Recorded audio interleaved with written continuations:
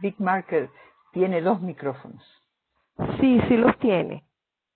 Sí, uno en el control panel y el otro lo tiene en la barra de herramientas. Sí, así es.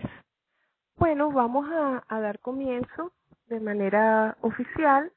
Reciban nuestra más cordial bienvenida de parte del Comité de Organización del Congreso Mundial Virtual de Learning. Esta es nuestra cuarta edición. Vamos a tener un total de 37 conferencias desde el 5 hasta el 16 de octubre. Para aquellas personas interesadas en los certificados de asistencia, los requisitos son o asistir a 10 conferencias o a 5 conferencias y comentar 5 conferencias dentro del sitio del Congreso en la página que está diseñada para cada una de las conferencias. En cuanto al funcionamiento de la videoconferencia, una vez que yo termine de mi cortísima introducción y de presentar a la ponente, yo le voy a dar el pase, voy a apagar mi micrófono. Les agradecemos no usar el chat para no distraer a la ponente y las preguntas ustedes las van a ir colocando en un formulario que tenemos dispuesto para tal fin. Yo les voy a colocar ahora el enlace. La conferencia que vamos a ver se llama, va a ser dada por Patricia Lucky y trata sobre innovación, conocimiento y cambios de paradigma. Patricia es consultora en innovación, gestión del conocimiento e e-learning. Es catedrática de la Universidad Galileo y otras casas de alto estudios, interesada en fomentar metodologías disruptivas y creativas, buscando crear valor y conocimiento. Patricia, tienes ya el control. Muchas gracias. Yo cierro mi micrófono. Bueno, ante todo, muchísimas gracias por asistir a esta charla. Yo pretendo que eso sea una charla. Muy buenas tardes para los que están de tarde, buenos días para los que están de mañana y muy buenas noches para quienes están ya viviendo su noche en esta maravilla que es el poder interconectarnos en cualquier momento y siempre alrededor de un tema que nos interesa.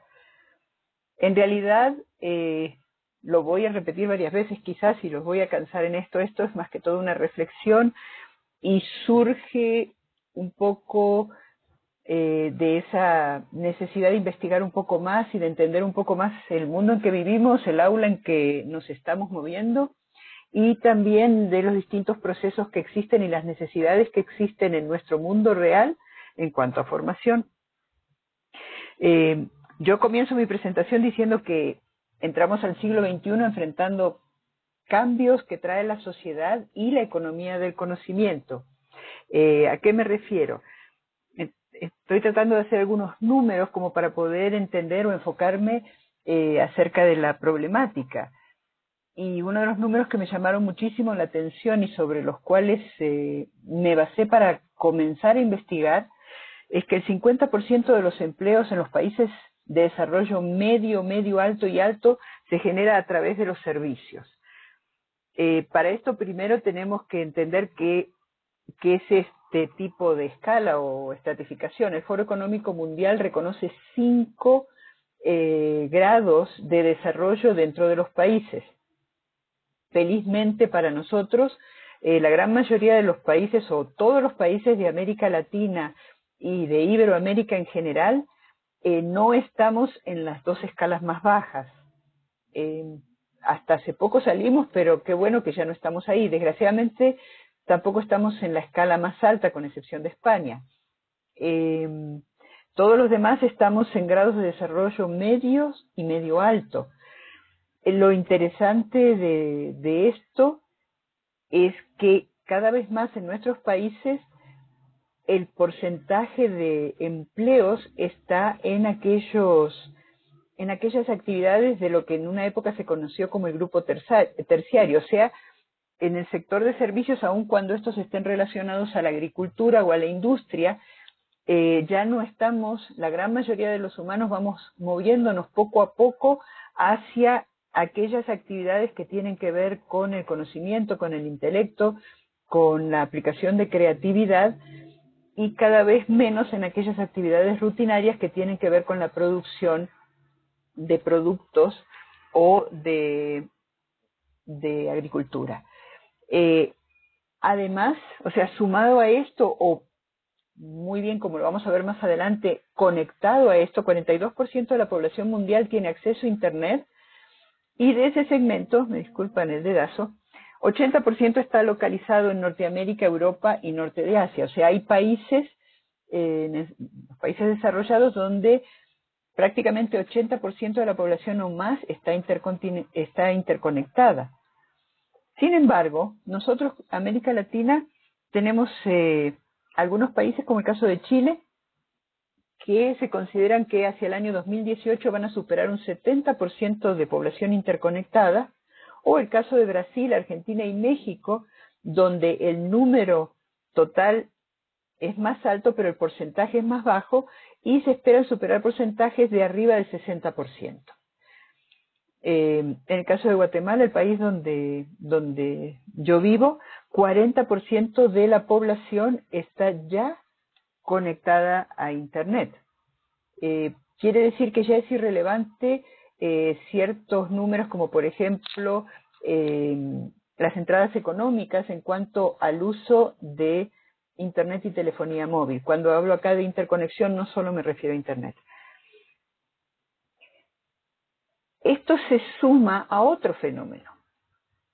En nuestro mundo interconectado, empresas como Gallup realizan encuestas, realizan investigaciones, y una de esas investigaciones realizada en los Estados Unidos fue una investigación que se realizó a nivel de personas empleadas y trabajando. Se realizó en el año 2014, y el 90% de los empleados encuestados en grandes, medianas y pequeñas empresas dijo que no estaba conforme con su trabajo, que se sentía infeliz y que preferiría estar haciendo otra cosa.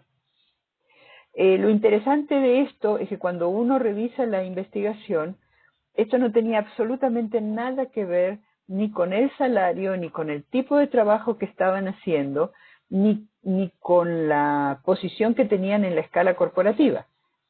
O sea, no tenía nada que ver el hecho de que tuvieran un puesto alto o bajo en una gran empresa, en una mediana empresa o en una pequeña empresa. Y las escalas salariales iban desde las escalas mínimas en Estados Unidos, que son $74,000 al año, digamos la mínima, se supone que abajo de eso están en escala de pobreza, o asalariados con 250,000, 300,000 o aún $1,000,000 al año. No sé, muchos de nosotros pensaríamos que si tuviéramos $1,000,000 al año seríamos muy felices, pero ellos no.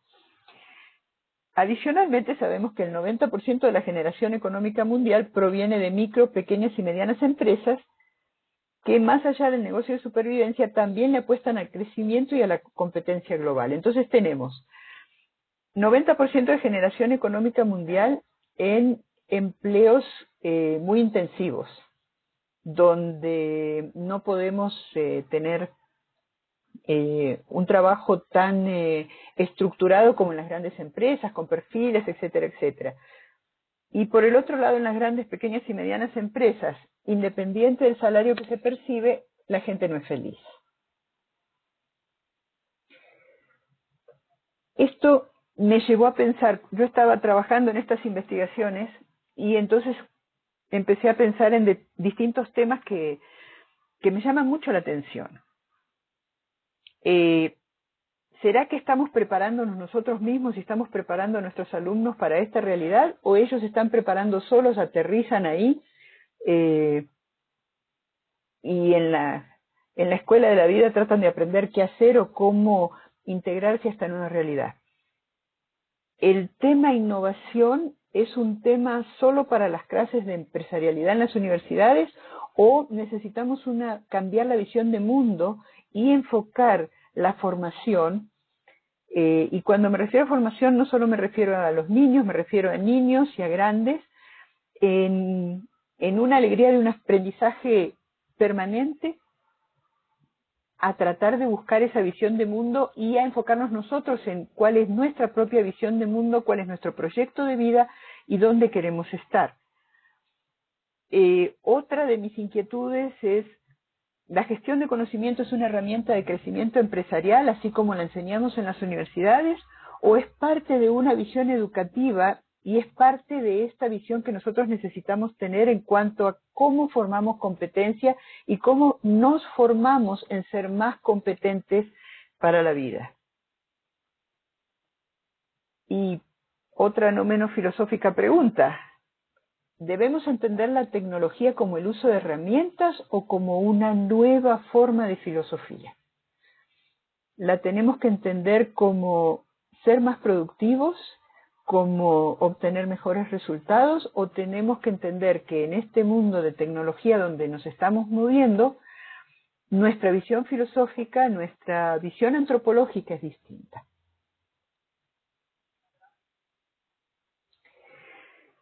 Pues, como ya les adelanté, toda esta locura, como decimos acá, toda esta fumada, sale justamente de tratar de entender dentro y fuera del aula cuáles son aquellos conceptos que son útiles, pero son útiles no solamente como herramienta para realizar algo práctico en el momento, sino como una herramienta de desarrollo personal, de desarrollo comunitario y de desarrollo social.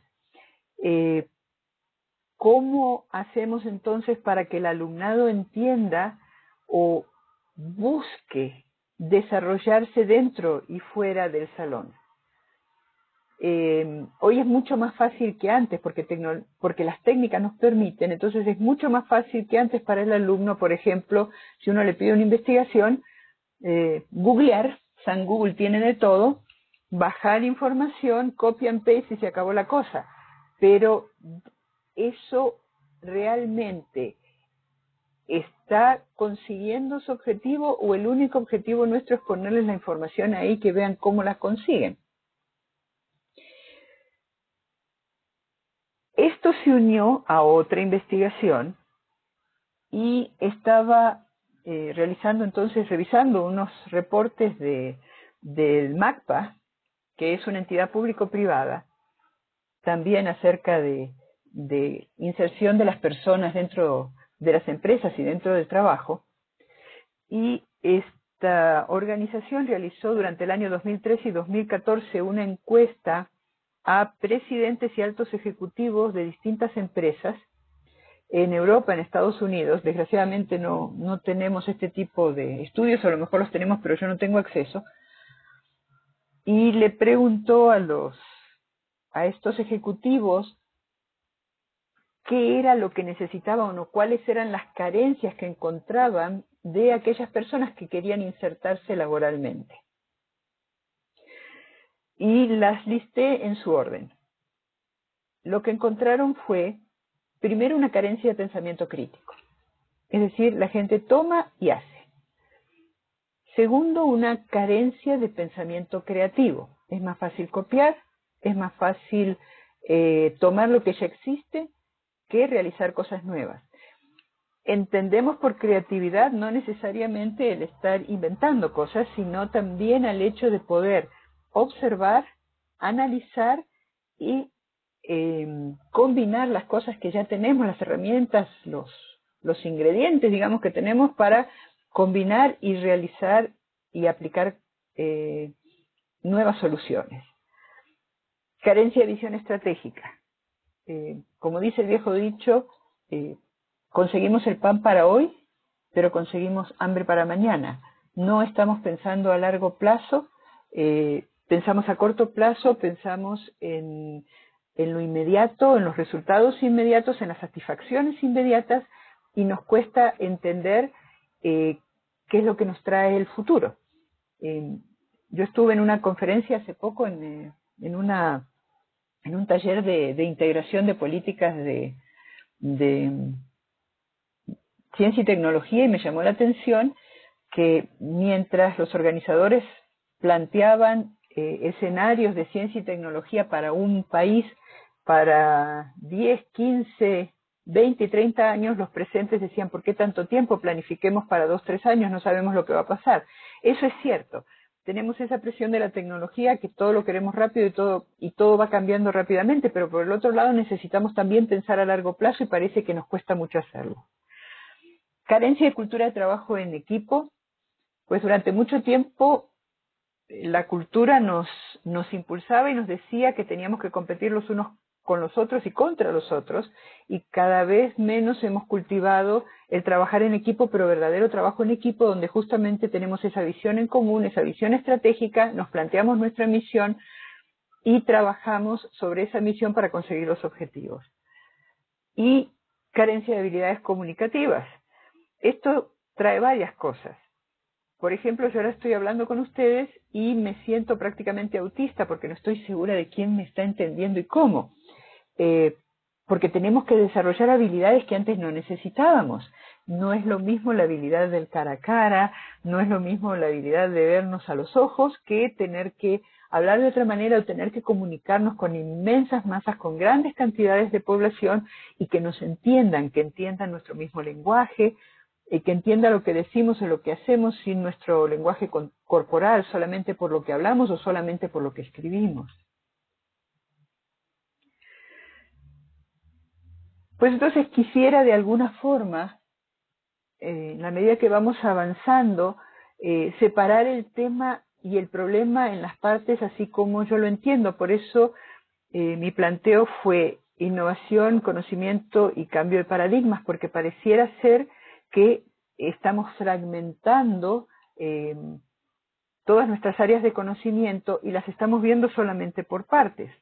Entonces unos nos especializamos en hacer ciertas cosas, otros en otras, y perdemos un poco esa visión global que necesitamos para entender cómo nos vamos desarrollando o inclusive empatizar con la forma en que en otros aspectos de nuestra vida, de nuestra comunidad, toda la comunidad se va desarrollando. La primera parte que quisiera abordar entonces de este problema es un poco ligada al tema de innovación, y para eso me voy a basar en Clayton Christensen. Clayton Christensen, que acuñó una serie de términos que hoy usamos casi a diario, pero que poco sabemos por qué los estamos usando, escribió varios libros, pero ha escrito uno que para mí es interesantísimo por varias cosas. Primero, por el momento en que lo escribió, y segundo, porque el profesor Christensen se ha dedicado a actualizarlo año con año y a poner nuevos cambios y nuevos resultados de esa su investigación. En el dilema del innovador nos dice que existen innovaciones que por su naturaleza producen quiebres, primero en la empresa que lo lanza al mercado. Si se trata de una empresa, yo lo he aplicado no solo a la empresa, lo aplico también a otras actividades. El mismo Christensen hoy en día levantó un instituto que se llama Instituto Christensen para la Educación, the Christensen Learning Institute, separado de sus actividades en Harvard, donde está aplicando su teoría al conocimiento y a la formación educativa. Y entonces él plantea que existen innovaciones que por su naturaleza quiebran sectores, producen cambios profundos en la sociedad y producen cambios en la cultura. Estos fenómenos él los cataloga, los conoce como innovación disruptiva. En español debería ser discontinua, pero casi nadie usa esa palabra, discontinuidad. En lugar de eso, la Real Academia decidió que mejor aceptaba la palabra disrupción. Entonces, estos fenómenos de innovación desplazan fenómenos existentes. Al principio Christensen hablaba de productos, pero hoy ya estamos hablando de... Entonces, este tipo de actividades son actividades que cambian profunda y activamente la forma en que trabajamos, inclusive la forma en que miramos al mundo. Lo interesante, y esta es una de las paradojas, es que no son fenómenos que surgen en grandes proporciones, sino que son fenómenos que van surgiendo sectorizados y que de ahí entran a la corriente principal y crean esos cambios estructurales. A mí me gusta dar como ejemplo algo que es muy, muy práctico. Para aquellos que ya estamos en la segunda edad, 3/4 y un poquito, nos toca ir cada tanto al médico y probablemente hemos visto en su clínica o en su consultorio un ecocardiógrafo y más de alguna vez nos ha tocado hacer uso. Un ecocardiógrafo, que es un aparatito que pesa aproximadamente un par de kilos y que trabaja con batería. 20 o 30 años atrás, para hacerse un ecocardiograma, había que ir a un hospital. Era un gran aparatote, le ponían a uno todos los medidores y era toda una ceremonia. Pero aparte de una ceremonia tenía un costo muy alto. A finales de los años 90, en la India, encontraron que era muy difícil para la gran mayoría de la población llegar a los hospitales, por costos, por medios de transporte, etcétera.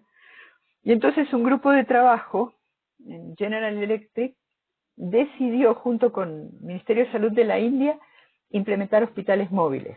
Estos hospitales los suben a pequeños camioncitos, a paneles, a combi, como le guste llamarlo, y se van por los pueblitos a dar consulta móvil. Obviamente no pueden tener energía eléctrica porque no todos los pueblitos tienen energía eléctrica y no pueden ser aparatos muy grandes porque no entrarían en el vehículo, de manera que a raíz de esto nace la idea de un electrocardiógrafo que sea pequeño, que no use mucho papel y que pueda ser implementado con batería. Hoy en día, 2015, cualquier médico puede comprar uno de esos aparatos en cualquier parte del mundo. De esta manera vemos un fenómeno que también se conoce como innovación inversa. Es decir, a partir de los problemas de un lugar que no necesariamente, o que se conoce como que no es central y se conoce como la periferia, pero por una necesidad muy específica, nacen este tipo de cambios y este tipo de cambios después entran a la corriente principal. Esto me hizo acordar también otra cosa. Como les decía, yo ya estoy en la segunda edad y 3/4 y un poquito, y entonces cuando era chiquita y vivía un poco alejada, digo vivía alejada porque vivía 50 kilómetros de la ciudad, para que la nena tuviera algo que hacer, entonces le permitían aprender a escribir en una máquina, y era una Remington de 1920, muy parecida a la que está aquí en la foto. De hecho, busqué por todos lados y esta fue la más parecida que encontré. Yo aprendí a escribir en una máquina de esas. Hoy ya no existen. Me gustaría tenerla, pero ya no existen.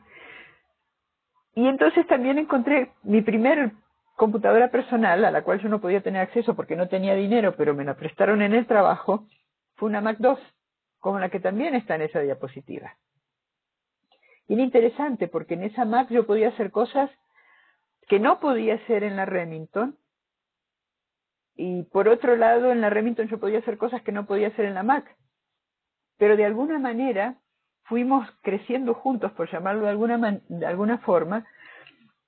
¿Por qué? Porque cuando comencé a trabajar en la Mac, me sentía maravillada, porque no hacía mucho que para poder hacer una regresión o un pi cuadrado, me tenía que ir a la computadora de la universidad, picar cientos de millones de tarjetas, acomodarlas muy bien en cajas de zapatos para poder después utilizarla, después hacer unas colas de horas para poder correr las tarjetas y que más o menos salieran unas sábanas de papel donde por fin podía tener impresa una regresión con un resultado.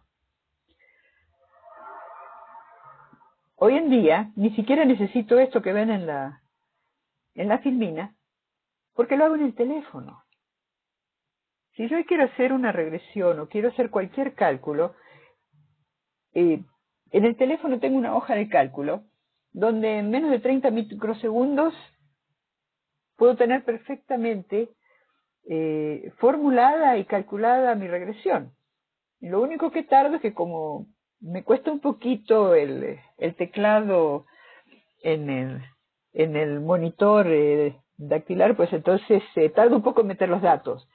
Pero si fuera una de mis sobrinas que nacieron ya nativas digitales, y no como yo que apenas inmigré, si fuera nativa digital, pues probablemente tampoco me costaría tanto. Obviamente en la computadora no me cuesta, pero a lo que me refiero es que lo que antes me llevaba días de trabajo, hoy lo puedo hacer en quizás minutos. La conclusión de todo esto es que estamos viviendo una confusión.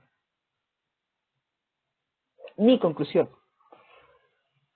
Porque cuando hacemos este planteo del gran cambio que hemos vivido en menos de una generación, pensamos en la máquina, pensamos en el aparato, pensamos en la herramienta, pero no estamos pensando o nos cuesta realizar de que el gran cambio está ocurriendo en otro lado.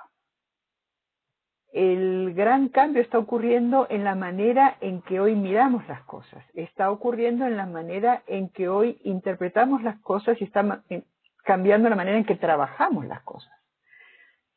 La manera en que repartimos nuestro tiempo, la manera en que requieren de nuestro tiempo, porque como estamos todos unidos, interconectados, se supone que trabajamos más rápido.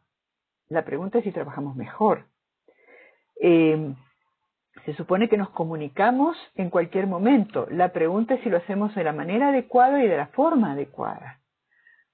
Y esta disrupción tecnológica nos está provocando ser mucho más eficaces en ciertas cosas y mucho menos eficaces en otras cosas. Entonces, la disrupción no es técnica.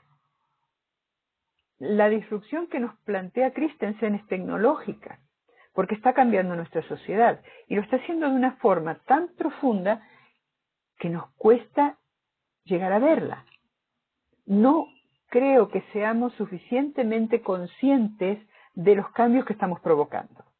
Y como no somos suficientemente conscientes de los cambios que estamos provocando, todavía entendemos de que estamos trabajando con herramientas. Todavía entendemos, cuando hablamos de tecnología, y me pasa constantemente, que creemos que manejar tecnología es manejar una computadora. O en otros casos manejar un arado. O manejar algún tipo de herramienta, algún tipo de software inclusive.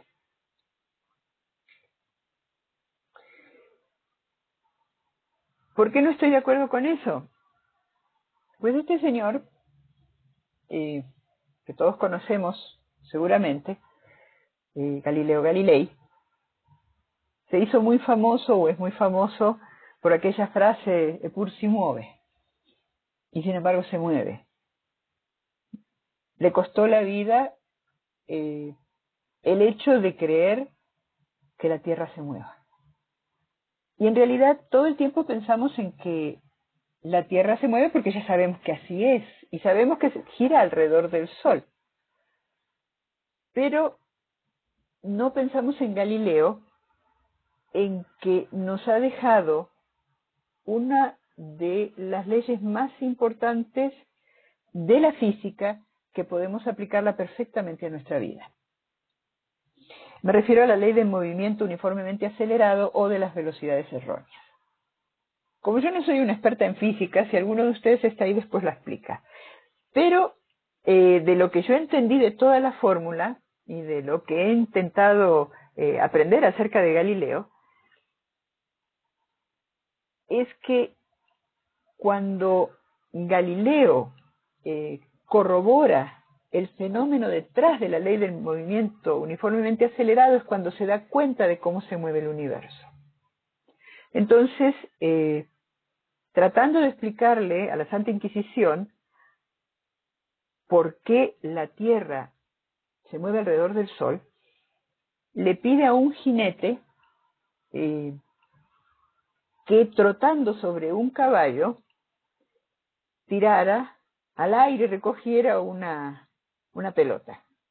Como ustedes ya saben, el calcio lo inventaron los italianos, no los argentinos, fueron los italianos, y lo vienen jugando desde hace mucho tiempo. Aclaro los argentinos porque a veces se nos olvida. Entonces, el jinete tiraba la pelota y la recogía, tiraba y la recogía, y la pelota caía nuevamente sobre sus manos. Esto es en el proceso de velocidad errónea. O sea, la pelota adquiría dos movimientos, el movimiento de ella misma hacia arriba y hacia abajo y el movimiento de transitividad que le daba el trote del caballo.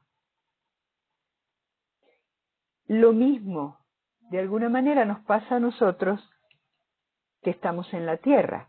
Estamos en la Tierra, vemos nuestros propios movimientos, pero no vemos ni sentimos la rotación de la Tierra sobre su eje.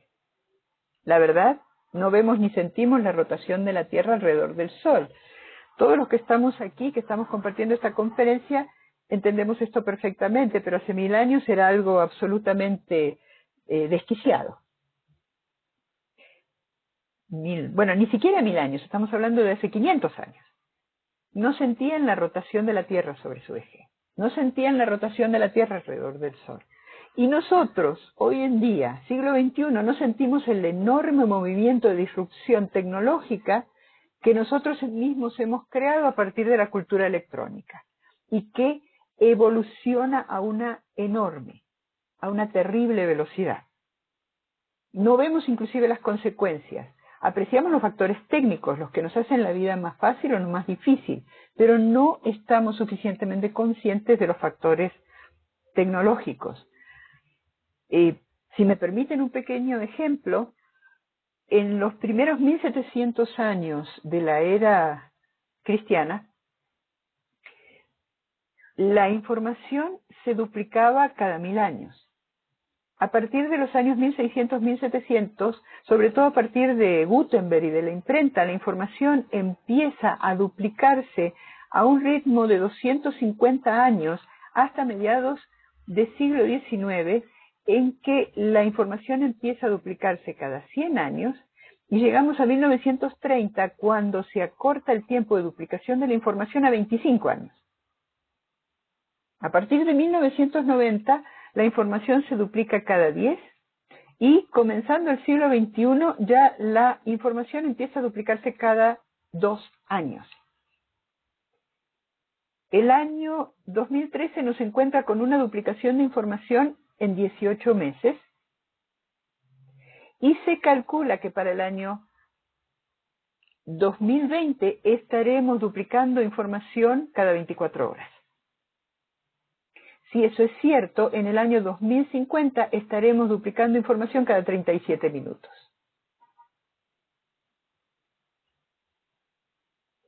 Es una exponencial cantidad de información. La pregunta es, ¿qué hacemos con ella?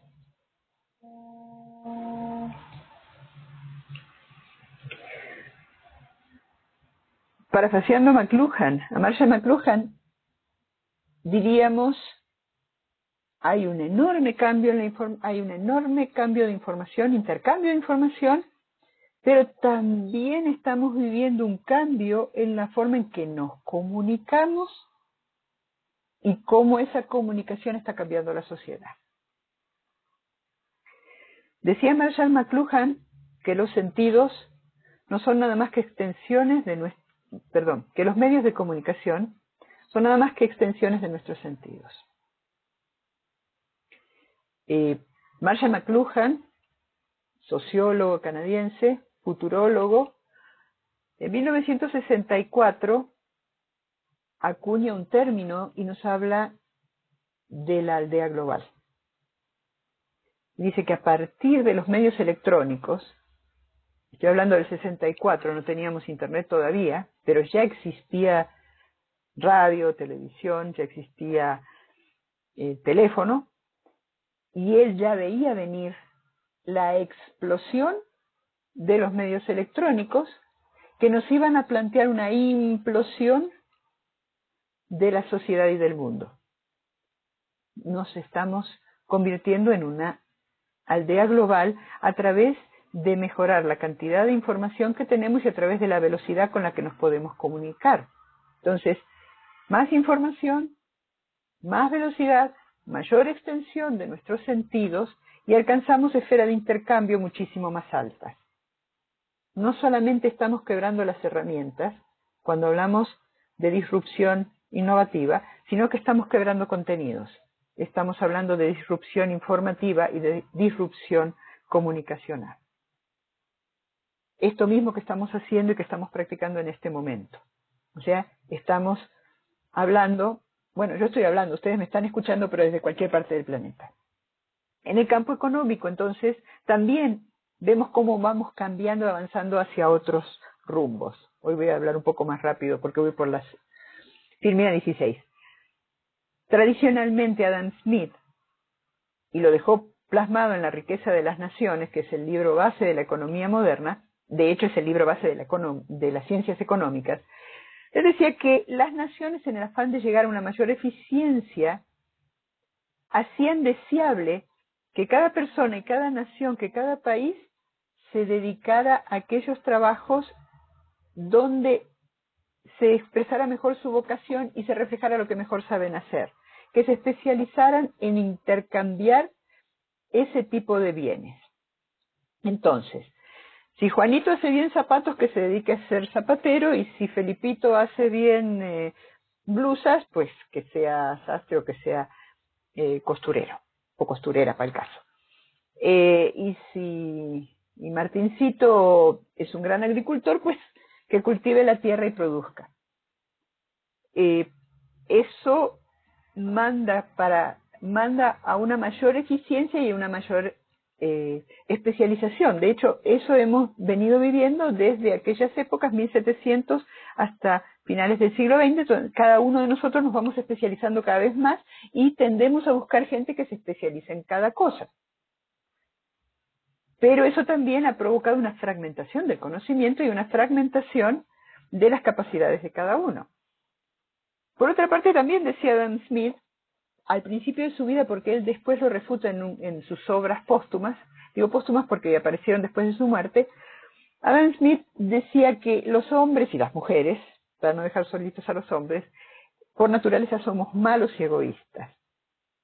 Pero nos volvemos buenos al intercambiar y cooperar. Es decir, cada uno de nosotros somos malos, pero la naturaleza hace que en nuestra sociedad nos volvamos buenos cuando cooperamos e intercambiamos cosas. Entonces, también decía que por naturaleza, como soy malo, voy a tratar de aprovecharme en esa negociación y voy a tratar de sacar el mayor provecho para mí mismo y no me importa lo que le pase a los demás. Entonces, la cooperación es solamente una manera de sobrevivir. Pero eso lo decía Adam Smith. Por otra parte, también decía que la base de la economía son las actividades primarias y secundarias, es decir, las que producen productos de la tierra o productos de la incipiente en ese momento sociedad industrial, y las actividades terciarias como pensar, como escribir, como educar, eran terciarias y originaban solamente gastos. Después viene Ricardo, que nos habla de la escasez de los recursos y nos habla acerca del equiparamiento de los salarios que nos tiene tan mal hoy en día. Sin embargo, ya eso es cuestión de economía que no vamos a discutir mucho, pero que ha impulsado la forma en que la sociedad se ha movido en los últimos años.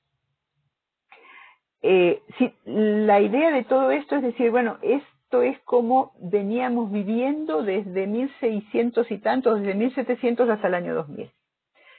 Hoy en día hemos entrado a la economía del conocimiento. Estamos en la sociedad del conocimiento. Ni siquiera estamos en la sociedad de la información, sino que estamos en un rumbo totalmente distinto. La información, ya vimos, es solamente una parte de lo que estamos creando. La competitividad emerge de la cooperación entre las personas. Y cuando hablamos de competitividad, no estoy hablando de competir los unos con los otros. En la economía del conocimiento, se entiende que lo que necesitamos para desarrollarnos es desarrollar competencia, es decir, necesitamos conocimiento y el conocimiento se conforma de información, pero se conforma también de toda esa experiencia que trae el ser humano y cómo aplica la información para lograr mejores resultados y para vivir mejor. Entonces el conocimiento no es egoísta, porque el conocimiento se multiplica a través del intercambio. Esto nos trae a una tercera vertiente. Entonces hablamos de innovación, hablamos de conocimiento. Y ahora vemos otra nueva tendencia. ¿A qué me refiero? A que han brotado, como brotan los hongos en otoño, toda una serie de estudios, de carreras, de nuevos desarrollos dentro del área del conocimiento. Y cuando digo como hongos en otoño me refiero a que prácticamente ha sido generación espontánea. Claro, no es generación espontánea porque viene del mismo hecho de que estamos interconectados, de que generamos esa cantidad de información, de que esa información la estamos procesando, de que ese procesamiento lo vamos filtrando a través de la experiencia personal de cada uno de nosotros, pero no solo de la experiencia personal, sino también de la experiencia comunitaria y de la experiencia social. Y entonces ocurre que en distintos puntos estamos viendo y estamos observando esa tendencia y estamos observando que necesitamos entender mejor qué es lo que la persona necesita. ¿Por qué ocurre esto de que no somos felices en lo que estamos haciendo? ¿Por qué ocurre que la infelicidad me vuelve improductivo? ¿Por qué ocurre que producir cosas, tener el último auto para aquel que puede tenerlo, tener la ropa de moda, escuchar las últimas canciones, no nos dan satisfacción? ¿Qué es lo que nos da satisfacción? ¿Qué es lo que realmente nos completa como persona? Entonces nos comenzamos a hacer ese tipo de preguntas que obviamente las venimos haciendo desde Atenas, o antes inclusive, pero hoy se nos vuelve más acuciante porque suponemos que en la medida en que la modernidad y la tecnología nos permite llegar a más cosas, o sea, hoy la expectativa de vida, en los años 70 la expectativa de vida era de 65 años, hoy la expectativa de vida es de 82. Vamos a vivir más tiempo, pero ¿y cómo vamos a vivir? ¿Qué calidad de vida vamos a tener? Entonces surgen vertientes como la ciencia de la felicidad de la Universidad de Berkeley o la psicología positiva de Stanford o la economía conductual de New York, pero no solamente ahí, podemos ver la Universidad de Tel Aviv, podemos ver el Max Planck en Alemania, o podemos ver otros casos, he visto escritos también en la Universidad de Sevilla. La capacidad del ser humano de aplicar su tendencia natural hacia una conducta positiva dentro de su comunidad, ya lo que consideramos es todo lo contrario de lo que decía Adam Smith, todas estas tendencias, todas estas corrientes. La neurociencia nos están llevando a pensar que nosotros los humanos somos más felices y hacemos más felices a los demás porque tenemos una tendencia a ser buenos, no a ser malos. Entonces, si somos buenos, somos más competentes, somos más productivos y somos mucho mejores dentro de la sociedad. Pero ser competente profesionalmente significa ser competente socialmente y significa poder aplicar mucho mejor mi inteligencia emocional. Sobre esto voy a hablar rápidamente porque me quedan apenas 3 minutitos de acuerdo a mi reloj que va corriendo rápidamente. Y yo quería traer a Kevin Kelly, y los invito a aquellos que lo conocen a revisar sus libros o por lo menos a revisar su sitio web. Kevin Kelly, que es una persona que, desde mi punto de vista, uno de los más grandes filósofos modernos y uno de los más dejados de lado, el creador de Wire, él enunció las 12 leyes de la economía de la información en su momento. Estas leyes son de 1999 y hoy las ha reformado a las 10 leyes de Kevin Kelly, yo me voy a basar en las 12. Ley de la conexión. Hay que invertir en tener mejores conexiones y no se refiere a la conexión a Internet, se refiere a conectarnos con la gente. Ley de la plenitud.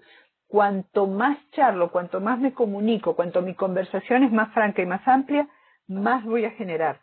La ley del valor exponencial. Esa la llamo la del bambú japonés, que ya también la conocen. Tengo que invertir mucho, mucho tiempo en generar cosas para que después esas cosas surjan y sean muy fuertes.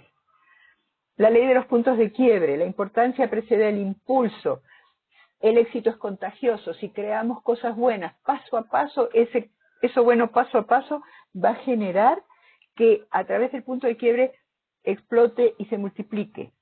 La ley de las ganancias creciente. Hay que trazar círculos virtuosos y no círculos viciosos. Si somos generosos, compartamos. La ley del precio inverso. Quiere decir, cuanto más calidad produzco, más voy a poder compartir, más va a llegar a todo el mundo y entonces los costos de realizarlo van a ser más bajos. Como este congreso, por ejemplo. La ley de la generosidad. Comparte tu conocimiento, regala inclusive, porque entonces vamos a multiplicar y todos vamos a ser más ricos. La ley de la lealtad.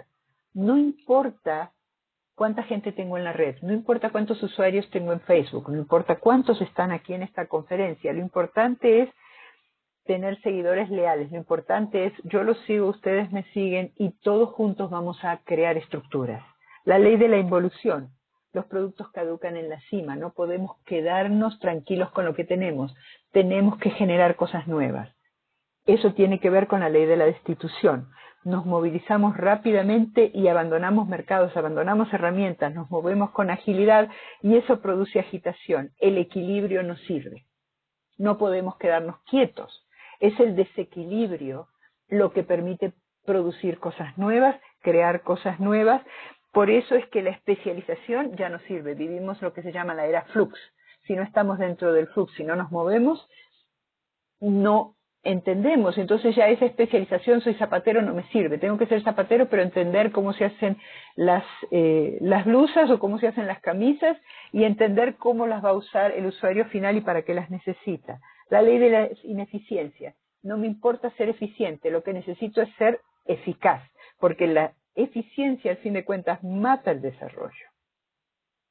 Entonces, a la luz de lo anterior, y al plantearnos innovación y aplicación de tecnología en educación, la respuesta para mí no es técnica, sino es cómo educar para crear y fortalecer esas competencias que permitan que nosotros, que quienes nos rodean, que nuestros alumnos, nuestros educandos, que nuestro grupo entienda y se pueda mover en este mundo cambiante y cree competencias a través del intercambio de conocimiento. Y el intercambio de conocimientos no es solamente la información, no es transferencia de información, sino que también es intercambio de experiencias, de sentimientos, de emotividad. Entonces, de alguna forma cambiamos filosofía de trabajo y necesitamos empezar con pequeños cambios a nivel básico, desde grupos de interés o sobre la necesidad de aplicación de nuevos métodos y caminos. Yo les planteo aquí algunas cosas sobre las cuales he trabajado para crear cambios pequeños. Estas sí son herramientas, pero siempre con esa visualización y siempre con el planteo primario de cuál es mi objetivo, cuál es mi visión de las cosas, cuál es mi misión para lograrlo. Lo pueden leer aquí, MOOCs, grupos de autoformación, Wikipedia, Wikigrupos, creación de competencias a través de educación por proyecto, facilitación a distancia de formación técnica y educación por competencias. Definitivamente esos son los temas que creo que están en el vórtice.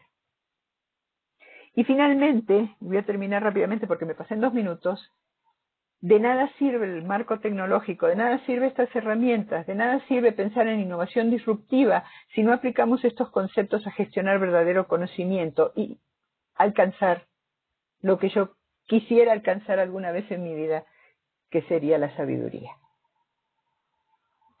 Y agradezco su atención y me pasé, como digo, en 2 minutos. Me disculpa por haber corrido en las últimas 2.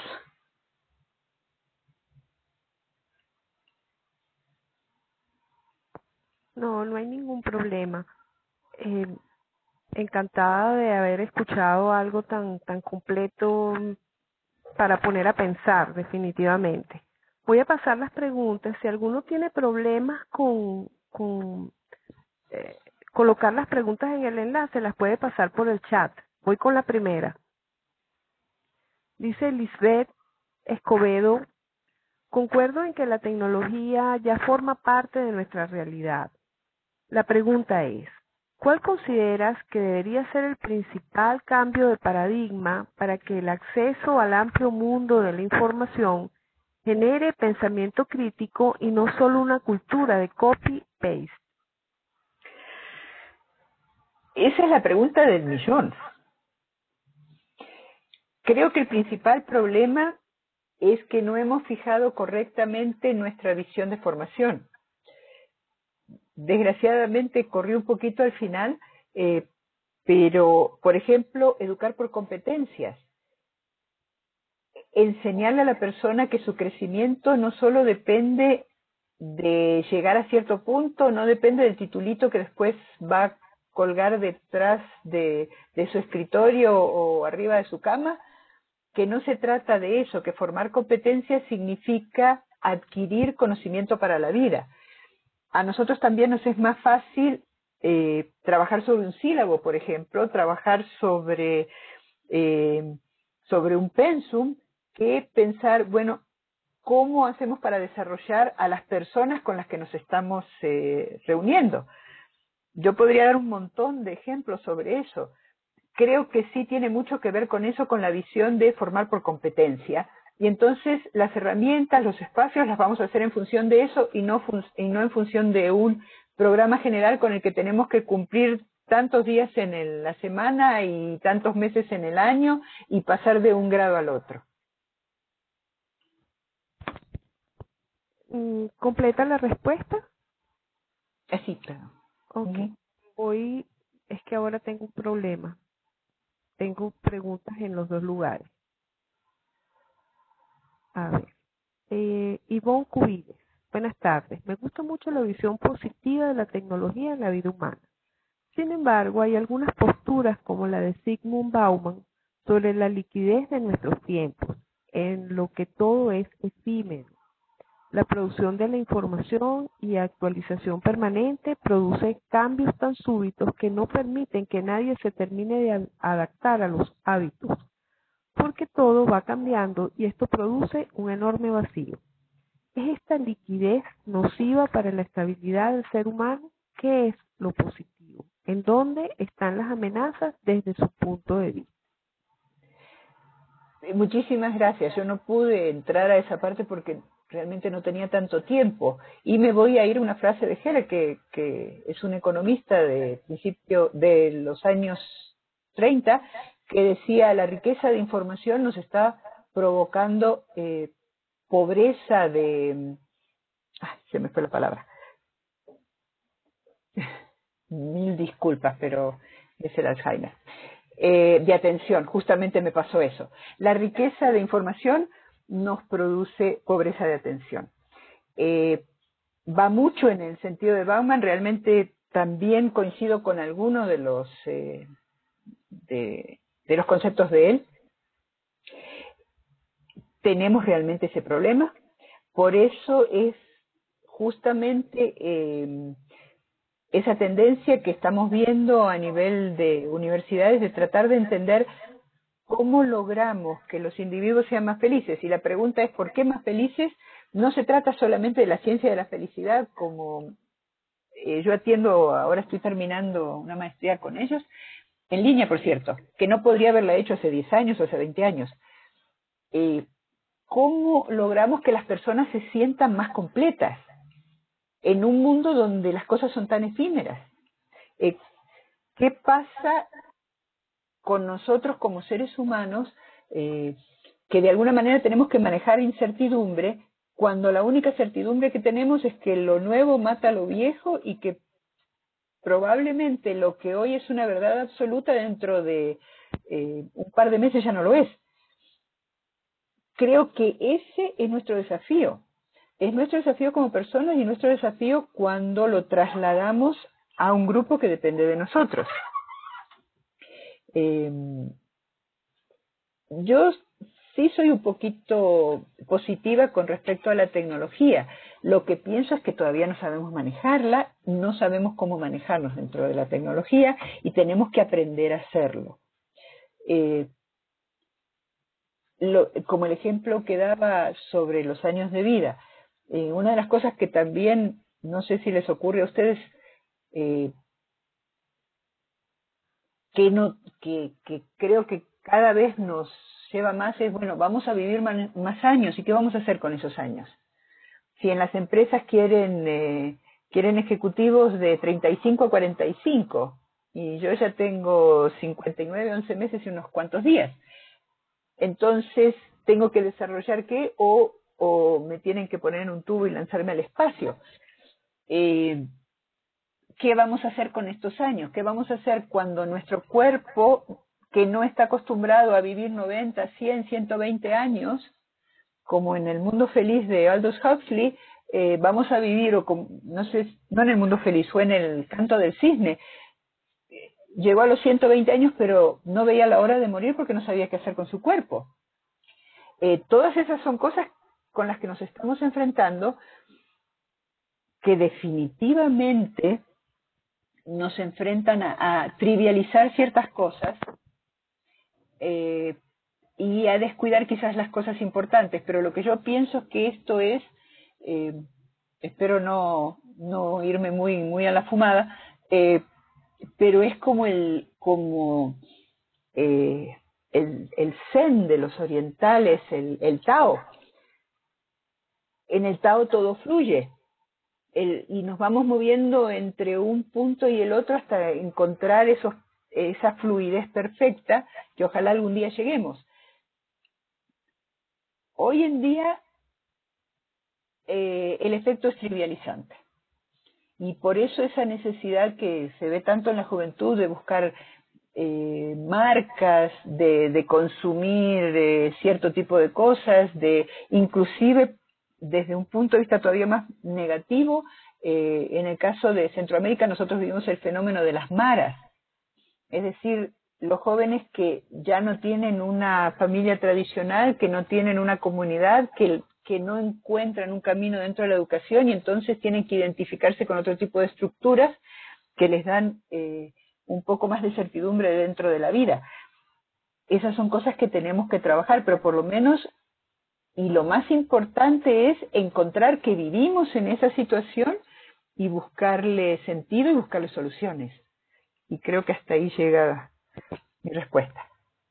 Ok, vamos a ver si da tiempo, porque creo que está programado esto para 60 minutos, entonces estamos como muy cerquita. Julio Vicente Vera dice, felicitaciones, muy concreta en la ponencia. ¿Considera que se puede lograr la sabiduría con tanta información y multiplicación de las ciencias? ¿Será posible ser sabio? Bueno, yo soy optimista, porque para mí la sabiduría no radica en la información, sino en aplicarla correctamente. Es más, ni siquiera radica en el conocimiento, sino en ser uno competente. No me voy a ir abajo de un arbolito como Buda a meditar sobre esto porque no tengo el carácter.